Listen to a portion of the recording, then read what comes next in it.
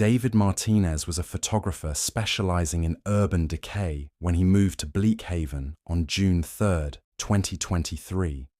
What he thought would be a simple documentation project became something far more sinister, a mystery that would ultimately consume him and the other residents of the crumbling apartment block.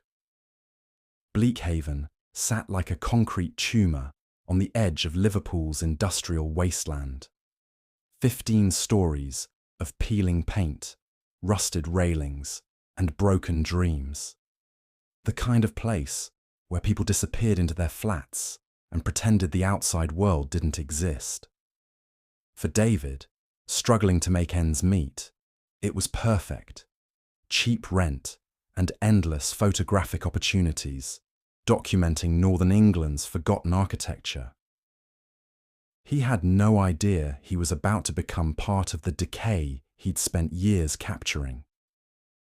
3 days after moving in, David encountered Mrs. Chen from flat 3 in the corridor. He was photographing the building's deterioration, cracked door numbers, rusted banisters, paint curling like dead skin from the walls. Mrs. Chen, a soft-spoken woman in her 60s, seemed nervous as she watched him work. After some small talk about his photography blog, she hesitated, then revealed something that had shaken her to her core. The previous day, she'd found an envelope on her doorstep. Inside was a single sentence, written in achingly familiar handwriting. "Stay indoors on June 14th, my little sparrow." The letter was signed by her mother, who had died 10 years earlier in Hong Kong. Worse still, no one alive knew about the pet name Little Sparrow. It was a secret between mother and daughter, buried with the old woman half a world away. When David examined the letter, he found nothing unusual about the paper or envelope. But Mrs. Chen's confusion was palpable and deeply unsettling. She stared at the handwriting with wide, frightened eyes, her face pale with disbelief. The terror in her expression spoke volumes. This was undeniably her mother's handwriting, as familiar to her as her own reflection. Yet her mother had been dead for 10 years. The impossibility of it seemed to paralyze her with fear. Mrs. Chen's hands trembled as she held the letter, caught between the undeniable familiarity of the writing and the logical impossibility of its existence. She looked up at David with desperate, questioning eyes, as if he might somehow explain how the dead could reach across a decade to deliver a warning. Within a week, the letters multiplied like a virus through the building. Dozens of envelopes appeared scattered along the corridors, each containing impossible messages from impossible sources. Jake from flat 8 received a letter in his own handwriting, but aged, shaky, as if written by his future self decades hence.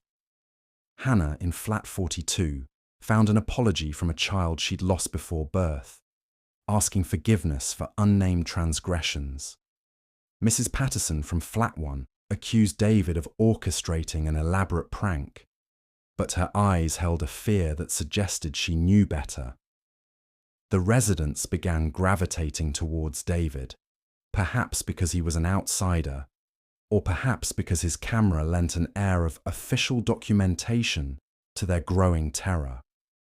He photographed everything: letters, residents, their reactions. Initially, he believed he was recording an elaborate hoax. He was actually gathering evidence of something far worse. As June 14th approached, something unprecedented happened in Bleakhaven. The residents began talking to each other. For the first time in years, neighbours gathered in kitchens, sharing coffee with nervous laughter. They spread the mysterious letters across tables, comparing handwriting, searching for explanations that didn't exist. Through his camera lens, David watched the dead building come alive with human connection born of shared terror. But his photographs revealed something else. something that chilled him to the bone. Reviewing his shots, he noticed details that hadn't been visible when he took them. Faint shadows lurking in corners, shapes moving behind the windows of supposedly empty flats. He told himself it was just technical error, light leaks, processing mistakes. But the shadows in subsequent photos grew darker, more defined, more human. The night before the deadline, Bleakhaven fell silent. Curtains drawn tight, doors triple locked, lights extinguished early. But not everyone could comply with the letter's warning. Night shift workers, delivery drivers, people who couldn't afford to miss work. They had no choice but to leave. Marcus from Flat 15 was among them. A warehouse worker, he tried to make light of the situation by live-streaming his departure, calling it the letter challenge. David watched the stream from his flat, iPad glowing in the darkness. At exactly midnight, Marcus stepped into the car park. The stream glitched, then cut to black. Marcus was never seen again. By morning, 4 residents had vanished, all workers who'd left for jobs they never reached. When David reviewed his security footage, every camera had failed at the precise moment each person crossed the building's threshold. 3 more disappeared the following day, despite waiting for daylight.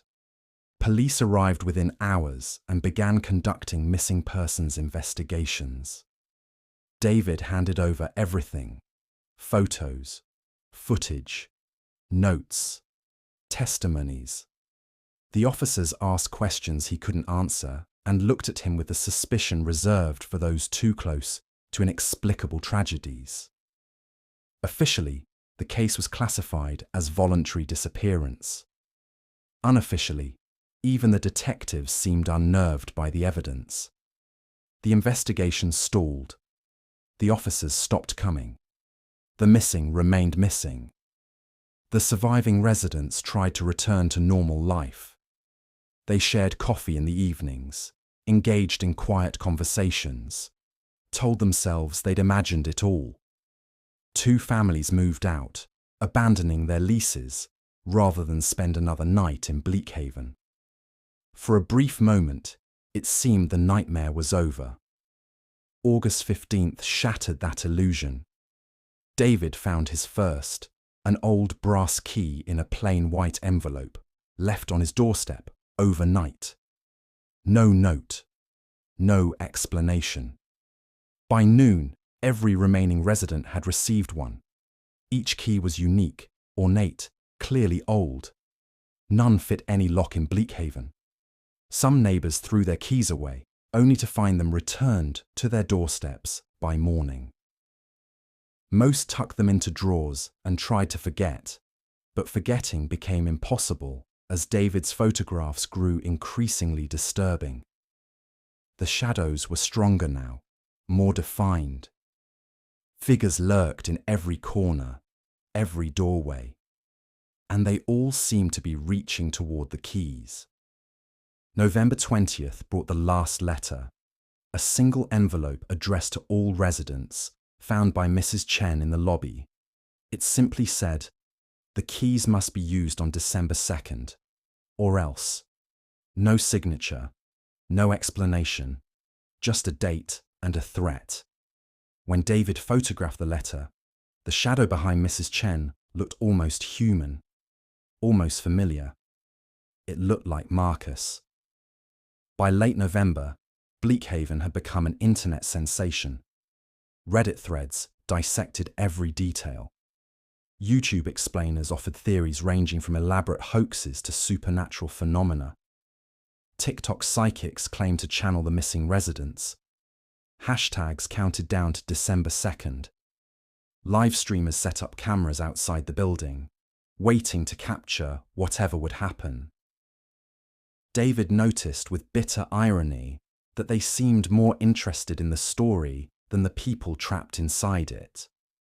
As he reviewed hundreds of photographs taken over the months, the truth became undeniable. The shadows were in every image now. Faces he recognized, the missing residents watching from corners, reaching from doorways. They were trying to communicate something. A warning, perhaps, or an invitation to join them. David's last blog post was uploaded at 11:47 p.m. on December 1st, 2023. Security cameras in the building's lobby show him returning to his flat at 11:52 p.m. He was never seen again. His final photographs, automatically uploaded to cloud storage, show the corridors of Bleakhaven filled with shadows, dozens of human figures reaching toward the camera. In the last image, taken at 12:02 a.m., the shadows have faces. All the missing residents are there, including Marcus. And in the center, clearest of all, is David himself. On December 3rd, police found Bleakhaven empty.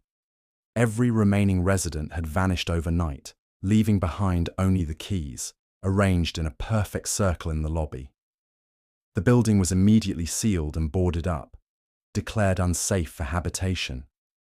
But rather than fading into obscurity, Bleakhaven became something else entirely. A dark pilgrimage site for those seeking the unexplained.